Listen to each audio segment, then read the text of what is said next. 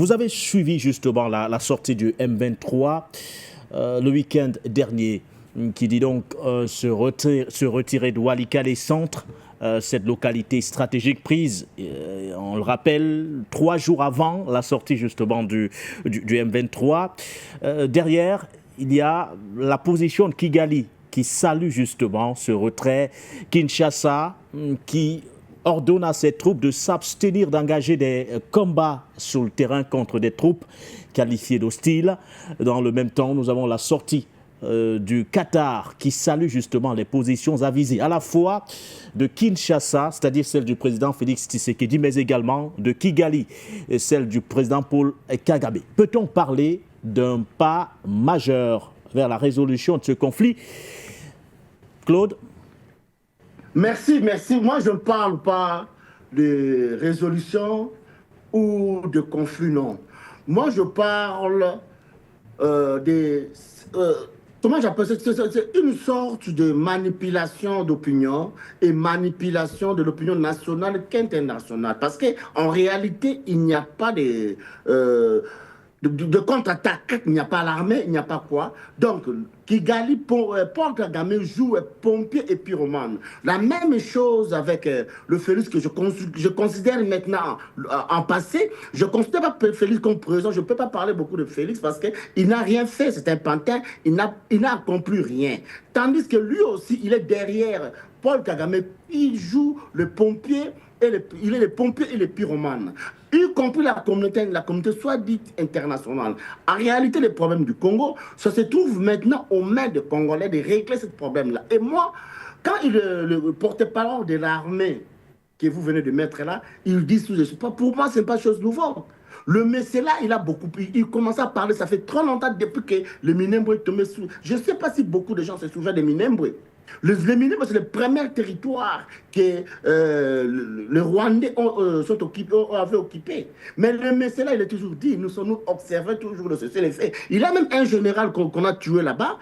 Il avait dit quoi? Nous sommes les instruments des politiciens, nous sommes ici pour observer les cessez-les-feux. Si les Rwandais ne respectent pas les cessez-les-feux, c'est leur problème. Bon, aujourd'hui, ils donnent l'ordre à qui? Parce que dans tous ces milieux-là, il n'y a pas un militaire FARDC. Il n'y a que nous les autochtones, nous, les Wazalendo, nous, les citoyens congolais, nous sommes organisés entre nous afin de mettre le Rwandais et les troupes de M23 hors état de nuire. C'est nous les autochtones. Nous n'avons pas l'ordre ou quelque chose de recevoir de ces gens-là. Parce que ces gens-là, le militaire, tous ces militaires et les politiciens, y compris Paul Kagame, ils jouent le jeu, ils tuent les Congolais.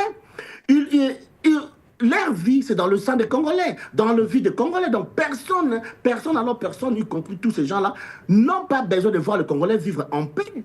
Ils ont le souci seulement de tuer les Congolais et de devenir des riches, de prendre des positions politiques. Mais nous sommes les autochtones. Est-ce que vous vous souvenez-vous que Félix avait tué aussi mes frères de Wazalendo? Il avait massacré mes frères de Wazalendo. Et alors on dit quoi? On dit quoi? Il veut nous dire que non, nous les Wazalendo, on va observer ce c'est les faits. Quels sont les faits? On ne prend pas l'ordre chez Félix ou bien à Kagame. Et que Kagame mais l'armée congolaise, mais l'armée congolaise reçoit des ordres tout de même de la hiérarchie militaire quand on parle des soldats qui sont déployés sur le terrain, que ce soit des groupes d'autodéfense, Wazalendo ou alors l'armée elle-même tout de même. Il y a une hiérarchie militaire qu'on doit néanmoins respecter, Claude. L'armée n'existe pas là où nous sommes, ou là où les autochtones Wazalendo. Souvent, ce général-là, quand général-là, il parle pas de l'armée parce que l'armée n'existe pas là-bas. Il n'y a pas de militaires à Walikale. Il n'y a personne, ni à Bukavu. C'est nous seulement les autochtones qui sont là-bas. On ne peut pas recevoir l'ordre de cette armée corrompue. De ces généraux-là qui font absolument rien. De ces généraux qui reçoivent de l'ordre de quelqu'un qu'on doit composer, qu'on doit le parler dans le passé. Il n'existait pas. Ce que Félix a fait dans notre pays avec Paul Kagame et tous les gens-là, ce sont les gens qu'on doit pour conjuguer dans le passé. Et nous, les autochtones, nous sommes en train de se défendre à Bukavu, à Goma, partout. Il n'y a pas de militaires, mon frère, il n'y a rien. Ce qu'ils sont en train de faire là, le M23, ils sont toujours dans le Walikale. Et Kagame dit qu'il se réjouit. Et le ministre est là, tous ces gens-là, ils jouent avec qui? Il joue avec qui? Parce que le Walikale, jusqu'à aujourd'hui, je te parle, le Walikale est toujours occupé. La Walikale est toujours occupée par le M23 et le troupe rwandaise. Mais nous, les autochtones, on fait de notre mieux pour le faire chasser les Ouazalendo. Et ils disent que non, non. Ça, c'est faux. Le problème est là que le Congolais doit se prendre en charge. Le problème du Congo, c'est congolo-congolais. Félix, c'est le pantin. Nanga, c'est le pantin. Un Congolais qui va se battre dans ce pays, qui va soi-disant défendre le peuple congolais, et il reçoit l'ordre d'être un sanguinaire comme Kagame. Et Félix aussi, il reçoit l'ordre d'un sanguinaire comme Kagame. Il se vit adorant. Mais Félix a dit au peuple congolais que non, moi, avec Paul Kagame, on se verra seulement dans le ciel. Je ne sais pas s'il est déjà parti au ciel pour voir ce qui se passe là-bas. Mais je te raconter d'Adora.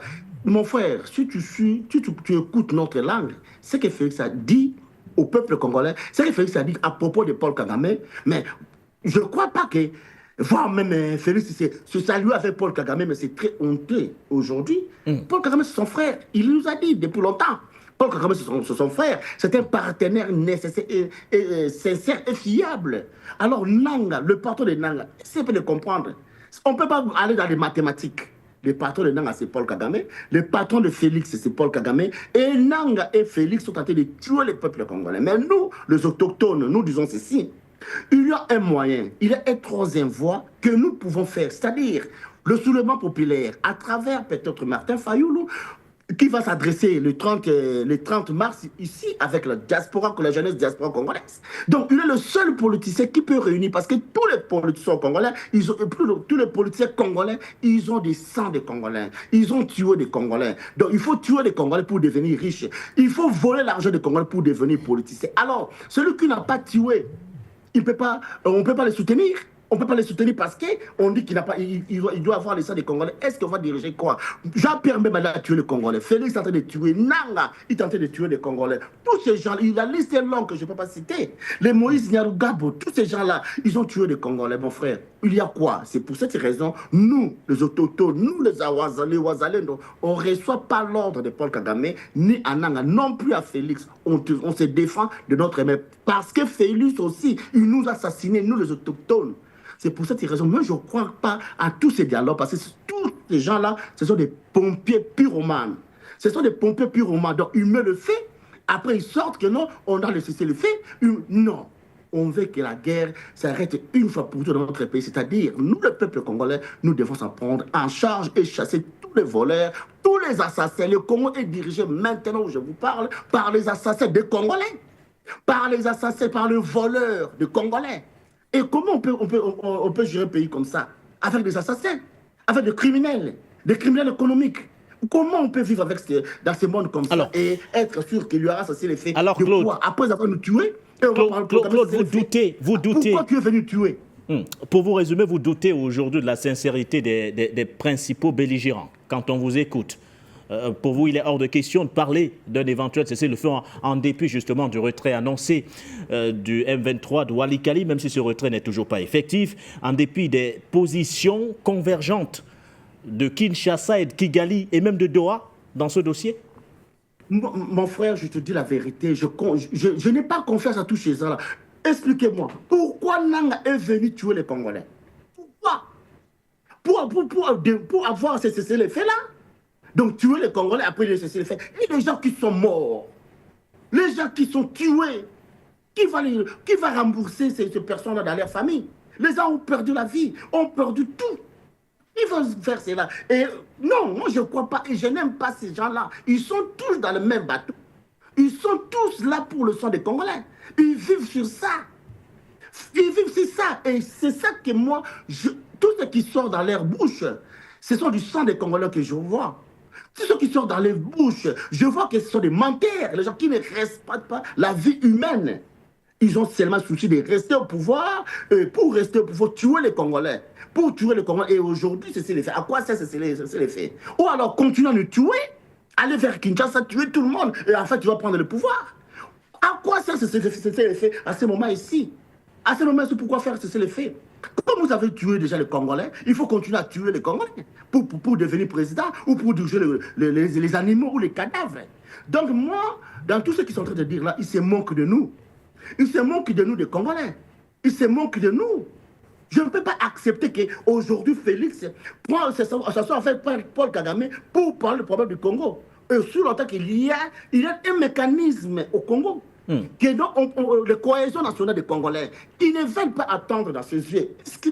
Mon frère, toi, il est en place. Il y a un frère qui est là. Je cite les noms, Martin Fayulu. Il a proposé cohésion nationale, c'est-à-dire entre nous, les Congolais, parlons sur le Congo. Et qu'est-ce que Félix, quelle sorte de deal que Félix avait signé avec Paul Kagame? Parce que tout le monde sait que Paul Kagame, avec Félix et Hippolyte Kagame, qu'on appelle Joseph Kabila, ils ont un deal. Expliquez au peuple congolais le deal que vous avez fait avec Paul Kagame. Et enfin, le peuple congolais peut faire quelque chose pour savoir comment on peut faire. Mais lui, il ne veut pas parler avec le peuple congolais. Depuis qu'il a été nommé, il fait tout pour échapper au peuple congolais, pour parler. Combien de fois il a parlé avec Paul Kagame? C'est pour ça que je dis que Paul Kagame, c'est un pompier pyromane. Il dirige Félix, il dirige Kagame. À l'époque de Kabila, Paul Kagame a dit ceci. Quand Kabila combattait Kunda Batouar, que je ne peux pas soutenir Kabila parce qu'il est l'auteur de ce crime-là, mais quand même, je suis un politicien. Paul Kagame a dit quoi? Si on arrête Kunda Batouar, il y aura beaucoup de Kunda Batouar. Je suis capable de créer beaucoup de Kunda Batouar. Donc Félix, il est Kunda Batouar. Nanga, il est Kunda Batouar.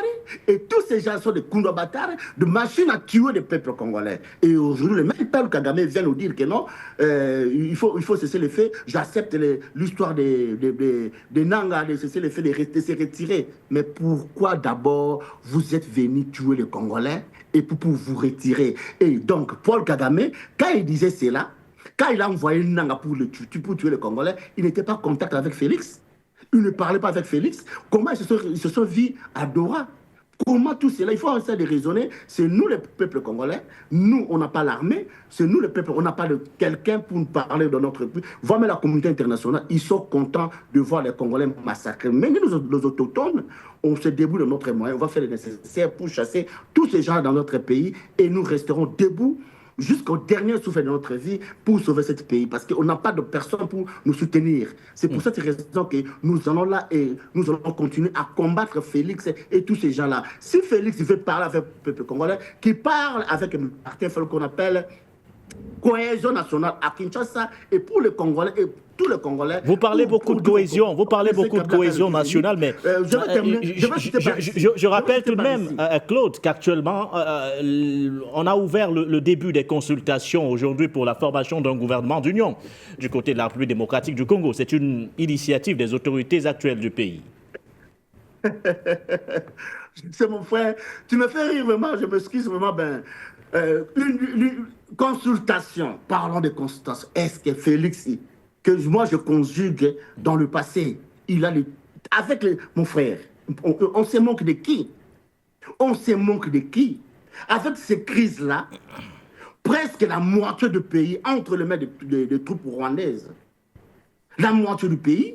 Et tu viens nous parler de construction nationale pour créer un autre gouvernement de 150 ministres, de 48 ministres, de 200 ministres, de 300 ministres pour distribuer l'argent contribuable du peuple congolais à ces gens-là. C'est manquer des gens, c'est manquer au peuple congolais. Parce qu'à ce moment ici, le seul ici, c'est s'asseoir d'abord. Ce n'est pas le problème de partage de gâteaux. Là, c'est le partage de gâteaux. L'union nationale, là, que Félix fait, il avait fait. On a oublié l'union sacrée. Il a appelé tous les belligérants, tous ceux qui ont tué le peuple congolais, ils sont là dans l'union sacrée. Tous ceux qui ont volé l'argent du peuple congolais, ils sont dans l'union sacrée. Ça a créé quoi? Qu'est-ce que ça a donné, cette union sacrée? Et aujourd'hui, comme ils savent que les politiciens congolais, ce sont des voleurs, ce sont des mendiants, ils tuent le Congolais pour avoir de l'argent et ils les appellent encore pour partager le gâteau. Parce que l'union nationale, là, ça fait absolument rien. Et pourtant, je dis ceci, l'histoire se répète. Mon frère, l'histoire se répète. On a vécu l'événement ici. Si réellement, si est celle-ci que Nanga est sincère, on a vécu cela avec Laurent Désiré Kabila, quand Mobutu venait.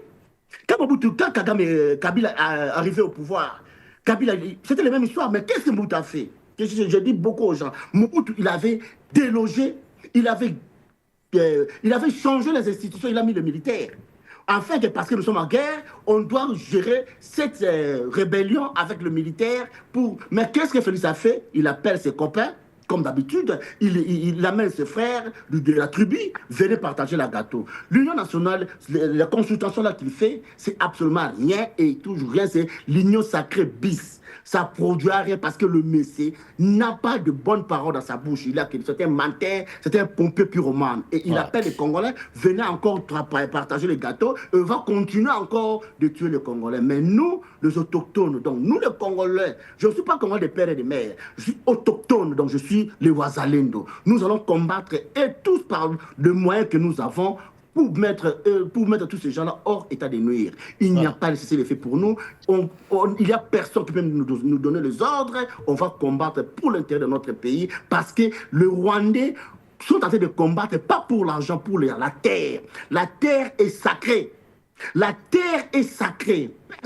Personne ne peut nous ravir notre terre. Nous allons combattre pas pour l'argent, mais pour la terre. Si Félix, il veut combattre pour l'argent, qu'il continue à combattre pour l'argent. Mais il aura besoin de la terre. Un jour, on va l'atterrir sur la terre, on va faire tout sur la terre. On va boire de l'eau sur la terre. Et moi, je combats pour la terre. Ceux qui se combattent, ceux qui se battent pour l'argent, pour sortir, qu'il aille consulter avec Félix, qu'il aille partager les gâteaux avec Félix. Mais nous allons parler. Et je conseille à Martin Fayulu, à tous ces gens qui sont derrière Fayulu, de ne pas aller là-bas, qu'on doit continuer toujours notre cohésion nationale, afin que le peuple congolais puisse parler pour l'intérêt de notre pays. Parce que là, les Congolais n'ont pas de repères. Les Congolais, ils ont perdu tout. Ils ont perdu la dignité. Ils ont perdu tout ce qu'un homme peut avoir. Nous n'avons pas la terre. Notre pays est occupé par les troupes rwandaises à travers Félix 0%. Merci à vous.